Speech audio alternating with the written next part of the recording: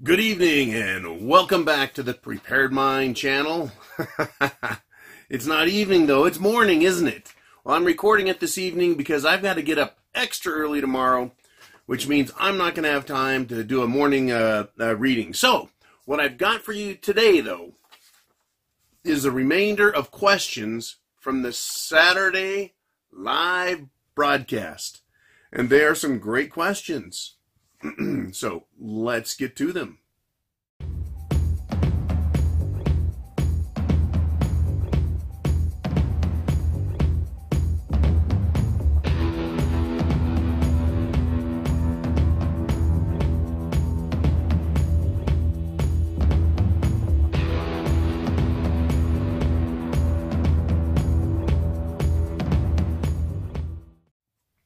Well, it is going to be one hell of a spring. And right now, it is fascinating to watch. Politicians, they look like deer in the headlights. Economists, deer in the headlights. The socialists out there, deer in the headlights. Nobody seems to know what's going on. I mean, everyone has their agenda, they're pushing for it, but nothing's really moving. I mean, I guess Trump is moving on down on the southern border, but right now everything seems to be in this kind of a pregnant pause. It's just waiting. Deer in the headlights. So, I want to start with his questions, and I may just drift for a while and talk about whatever the fuck I want, because that's the kind of guy I am. It really is great, though, having you guys out here giving these questions, participating.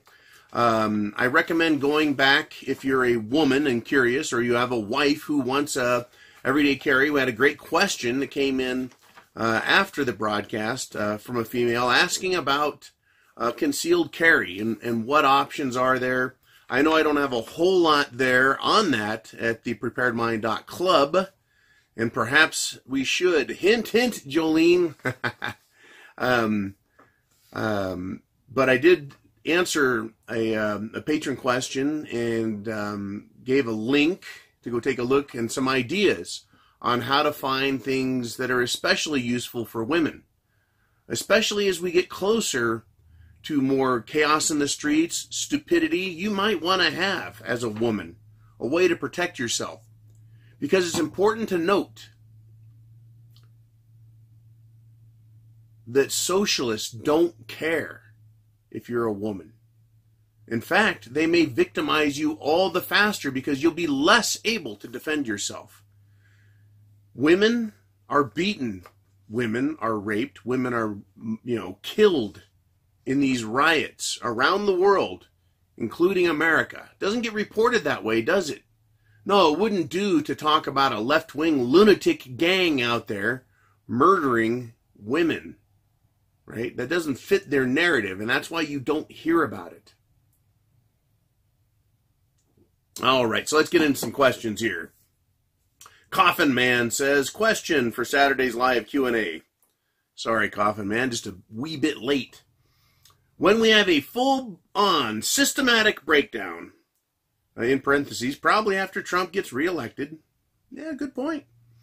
And there is no more food on the shelves, do you think that mortgage companies, banks, and other creditor types will attempt to foreclose, repossess assets? My guess is the longer it goes, the less effort they'll put in. Well, I'll tell you what. I think that the longer shit hits the fan goes, you're right.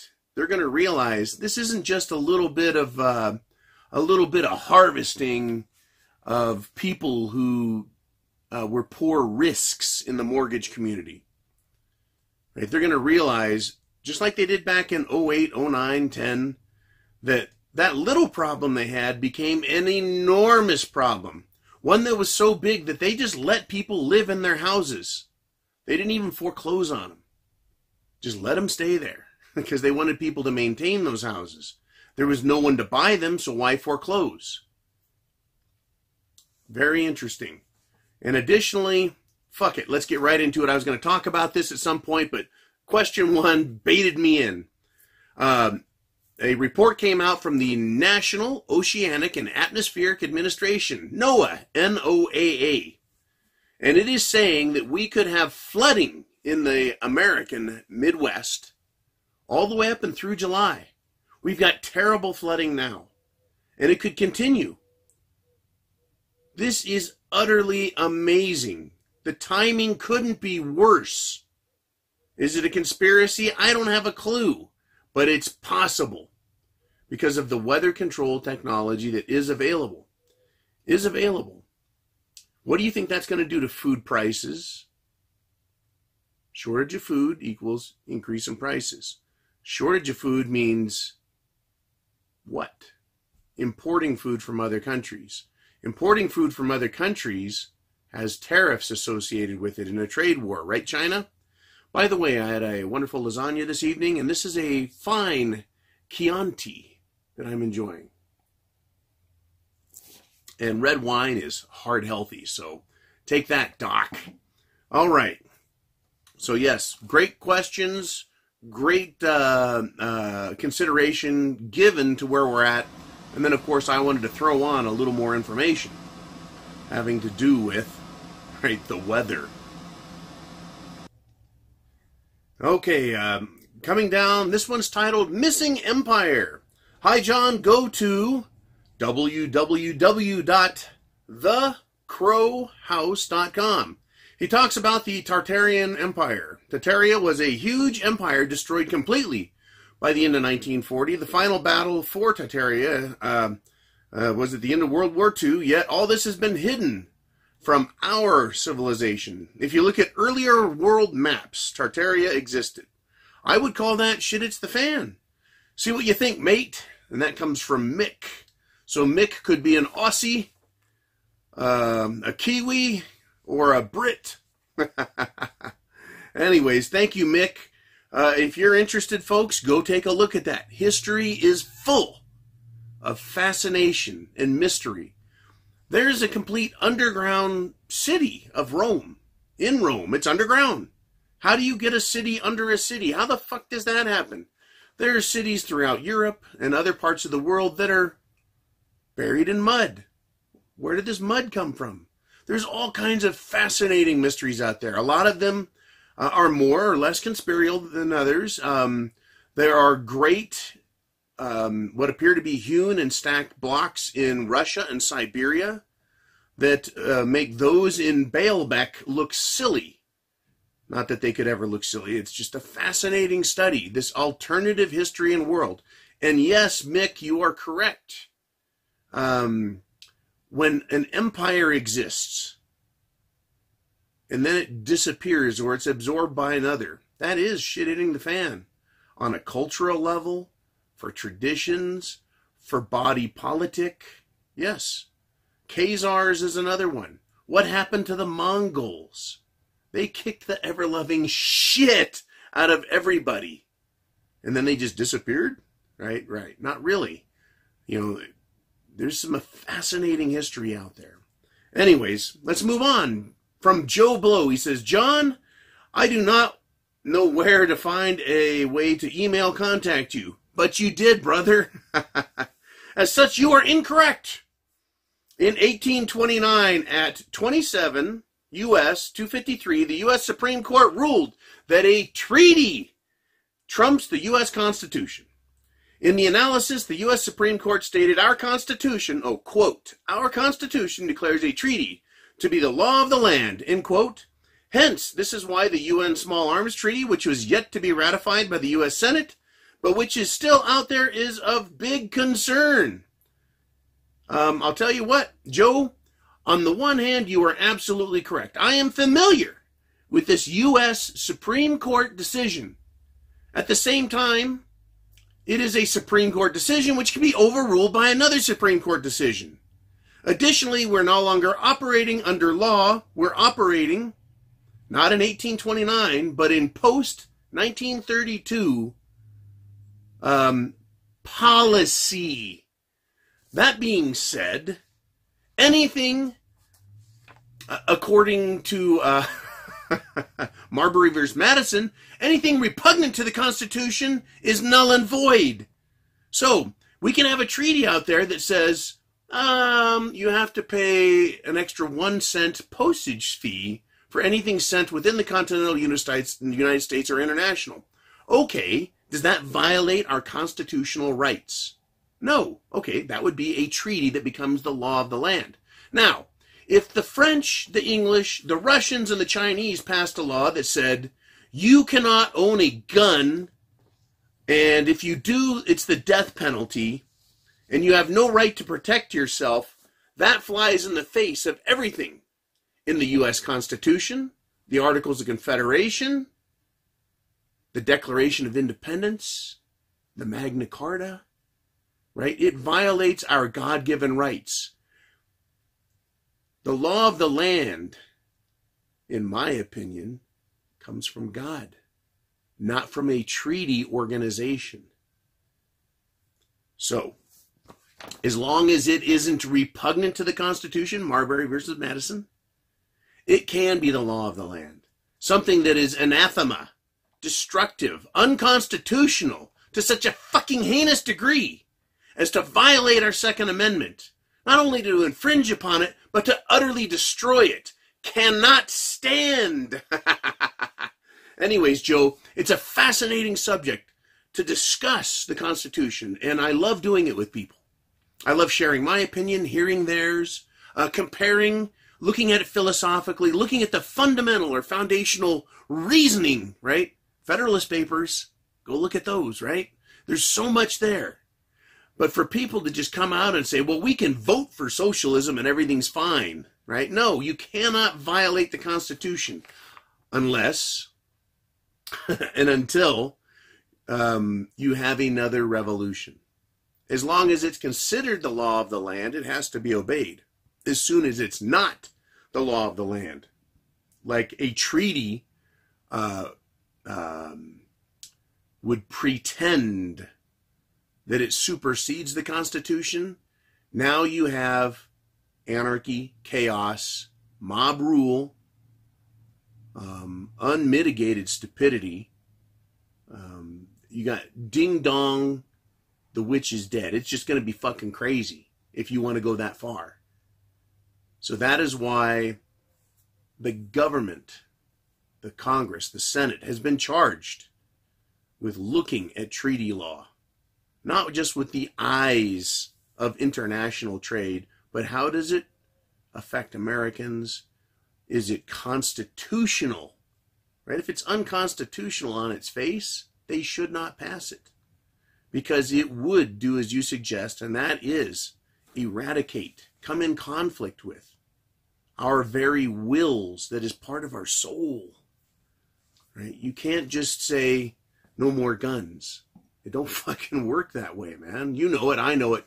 But I could see how the fucking media, the left wing, the weak right wing, that's a majority of Congress, the courts, and more than half the people in this fucking country go, oh, I guess so. I guess we have a UN arms treaty. I guess we better just bend over, grab our ankles, and let some foreigner sodomize us.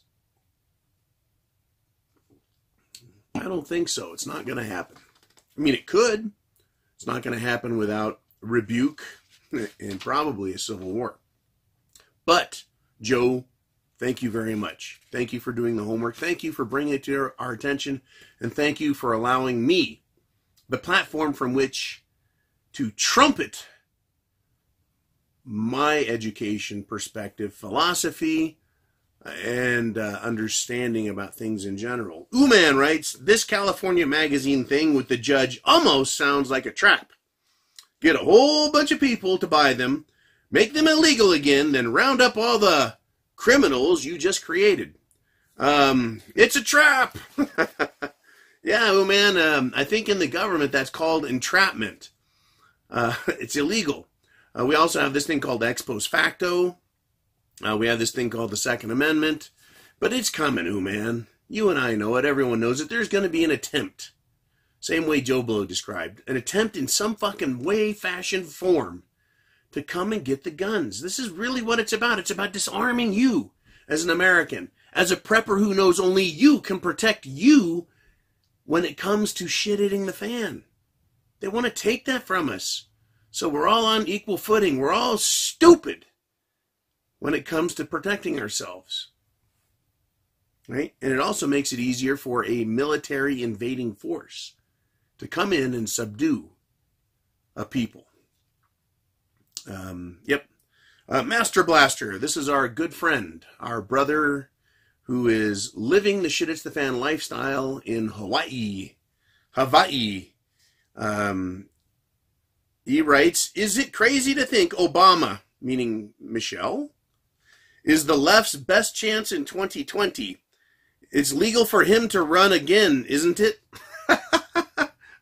Well, if you're talking about Michael hasn't run yet. Michael being the transsexual,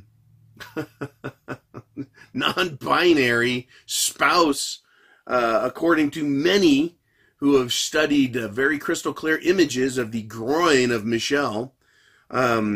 She's been put forward as a potential candidate, which is as far as I'm concerned, a very sad statement about the Democrat Party and who they have as a viable candidate. Still, I think the whole thing is fucking rigged. It's a sham.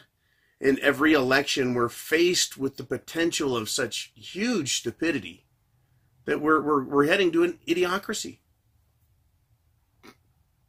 The body politic and its elected officials are becoming so rampantly retarded that it appears almost an act of wisdom and virtue to appoint bankers as the new technocrats to step forward and tell us how to live because the politicians can't seem to do it right. It's almost like it's an evolution. The organic constitution. Give me a fucking break. There's a possibility of it. And I don't know if it's legal for him to run again. It fucking wasn't legal for him to run the first time or the second time because he's not an American citizen. He could not produce a birth certificate that wasn't flagrantly, obviously, easily proven to be a fucking fake, a sham, a lie, fraud, which is a crime. He should have gone to jail in fucking handcuffs. Sheesh. Alrighty. I'm making good time here. Kevin Huff writes, big government was about big war, but after World War II, it switched to big social benefits. Social benefits are the canary in the coal mine for me. Feeding the useful idiots is one thing that government has to do to keep them quiet. Food riots are the confirmation I am looking for. Kevin, very good points. Very interesting. Where I'll disagree with you, or maybe add to what you're saying, is we still have big war. After World War II, we had the Korean conflict. We had Vietnam. We had a variety of small skirmishes. We had an almost entrance into the Egypt-Israel 7-day war because of the attempted sinking of a United States service vessel crewed by United States Navy personnel called the USS Liberty that was attacked by Israeli fighters in an attempt to sink it and blame it on Egypt, but it was buried and covered up, and even though you can find it all over the internet, you will not find it, right, in the history books, not the ones that kids are taught. Additionally, we had the Cold War, which was about building nuclear arsenals, massive amounts of tanks, new armaments, new explosives, just incredible amounts of killing technology. Moving forward, we got to the first Gulf War, the second Gulf War, the war on terror in general, the invasion of Afghanistan, right? They never stopped the war part. At the same time, they did add the big social benefits, Social Security, the war on poverty, the New Deal, the Great Society under LBJ, the continuing growth of the welfare state through the 70s, right? The cutting of needed, shall we say, mental health in the United States under the Reagan administration, putting homeless ding-dongs out on the fucking street so they could bumble about mumbling to themselves and whoever else would listen. making them society's problems on the street rather than society's problems institutionalized. Save the government a big fat shiny nickel. But geez, look where we're at with that now. Anyways, what a fucking mess. Kevin, big mess. Dennis writes, because nobody from the deep state has been arrested yet, do you think that we the people are being played? The answer is yes. Until I see evidence to the contrary, Dennis, you are absolutely correct. The people are being fucking sucker played once again. Just arrest Hillary. Just give me Hillary, Comey, Brennan. Fuck. Give us a couple fucking bones here and then start screaming deep state. Otherwise, it's a sham. It's another fucking pipe dream. We're over 2 years into this Trump administration. We know who the fucking criminals are. We know what they've done. Why aren't they arrested? Fuck. Yeah, I understand you need to put together a comprehensive case. Why don't you fucking arrest somebody and watch the dominoes fall? Watch Hillary roll over on Bill, roll over on our own daughter Chelsea, roll over on Loretta Lynch, who's going to roll over on everyone else. If you listen to QAnon, oh, Loretta Lynch has been turned, she's rolling. On who? Right, nobody. Dennis writes, surely there is enough evidence to make some arrests. Yes, brother, there are. And there is. I feel the longer that this is not done, then the more dangerous it becomes. I concur. Here, I love this guy's name, John Lyxicatos. He never corrects me on my pronunciation of his name, John Lyxicatos, so I imagine I'm getting it correct. He said, let me get this straight. Jamie Dimon ripped on capitalism? Wow, isn't that like King Midas condemning gold? Yeah, he's fucking special. He is a special unit. Is it political aspirations he has? Is he being persuaded to discuss social issues rather than the fact that the big banks, in collusion with the Federal Reserve and other central banking institutions from around the world, have been screwing over the populations, stealing their money directly through taxation, and their subsidiary corporations, like the Internal Revenue Service, and the fact that they indirectly tax us and screw us out of our money through this crazy little thing called inflation. Not to mention other confiscatory taxes like property taxes, automobile registration, sales taxes, and other forms of taxation designed to fund the government, buy off the banks, fund the ultra-wealthy, ensure their power base is solid, and keep us down, right? I wish my white Christian male middle-aged privilege would get me out, but apparently I'm stuck here with everybody else. We're all getting fucked. It's a huge shit sandwich, and we're all going to get a bite. Or three. All right, moving on. Willis Conklin writes, hey, John, have you tried Famous Grouse Smoky Black? Delicious for a $20 bottle. The answer, Willis, is no, I have not. Furthermore, if you would like to donate a case of it to the Prepared Mind channel, I will crack the case open, drink it, give my opinion, and then the other 11 bottles I'll auction off and give the money to charity. And then I will also add a donation of my own to that charitable effort. Now, Willis, you said it's $20 a bottle. I know that would be 12 times 20. That's $240 plus freight, taxes, bribe money for Jamie Dimon that goes through the Kennedy family. Yeah, I don't know. I mean, that's a tall order, but anyways, I'm just having fun with you guys. Had a couple glasses of wine. It's a fucking hopeless wreck out there. Shit is coming. It's going to get stupid. I'm enjoying life while I can, And remembering that, you know, this is our life. This is what we're dealing with, right? I can have a good time and watch the fucking city burn. In fact, how does that go? And the band played on, right? As the fucking Titanic was sinking, right? So I might as well have a good laugh. All right, so Thomas writes, "Hey, John, I've taken your advice and I've started using my preps that I just assumed I knew how they worked. Well, I'm glad I did. I have a percolator coffee pot used for open flame. But my problem is that all the coffee now on the store shelves are for electric coffee pots. Even the coffee grinder. I have chops. Even the coffee grinder, I have chops it too fine. I have tried to use a filter, cut a hole in the middle, but I still had grounds in the coffee. Any idea on how to get these grounds in the coffee problem?" That is a problem, man. You need to get a coarse grind. That's key one. If you want to do whole bean, you can buy coarse grind. You can ask for a custom grind at a custom coffee house. The filter does work. Another thing with the percolator pot is you have to become one with the coffee pot.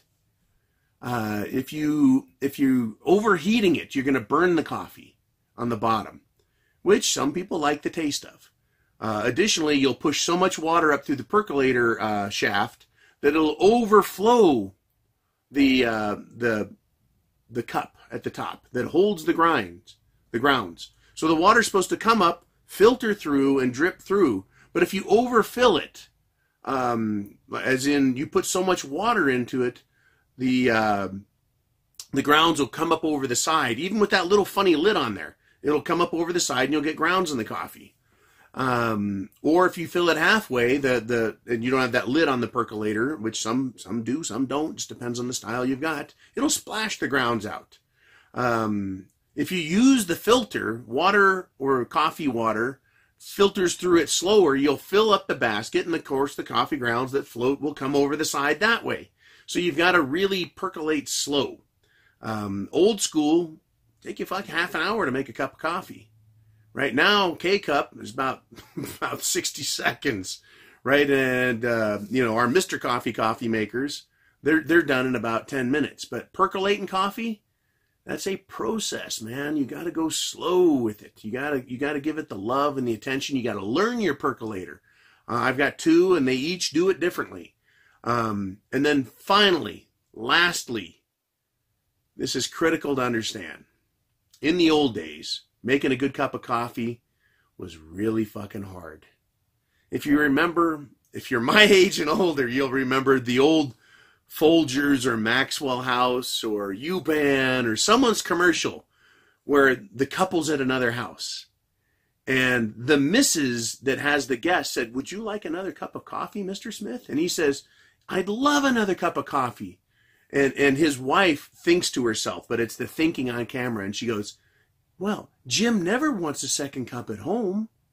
I wonder what her secret is," right? And it's the coffee, it's making a good cup of coffee with a percolating system used to be really fucking hard. It was tough. It was a whole nother world 40, 50, 60, 70, 80 years ago.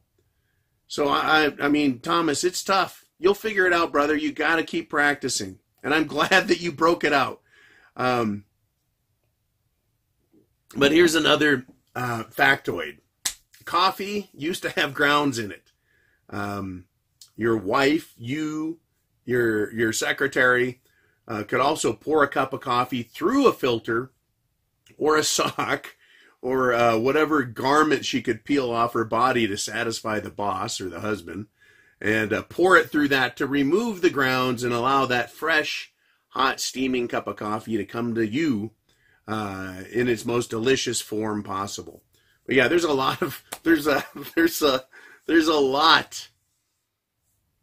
to making a cup of coffee, right? The coffee press, I think, is fabulous. French press.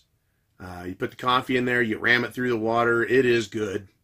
Kind of adds a little bit of foamy goodness to it and cuts down on the grounds tremendously. I recommend a coffee press. If you want fast coffee, you just boil water and go to it, and you got 1 or 2 cups depending on how big a unit you get. But the percolator, That's an art form, my friends. It's an art form. Years ago, I took one camping and I thought, I'm going to get me some good old-fashioned coffee.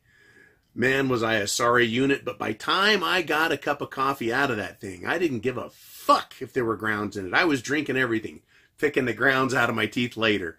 Because when you're cold and you're about 9,000 foot elevation, you want some coffee in the morning. Anyways, I want to thank everyone for these great questions.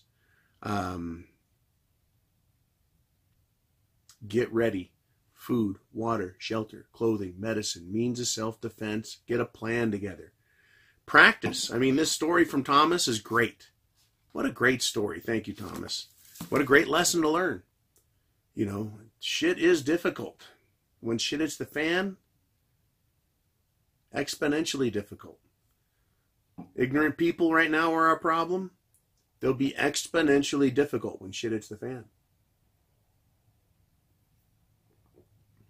Very good. You folks have a wonderful day, and I'll be talking to you tomorrow. Godspeed to every one of you. God bless America. Semper Fi.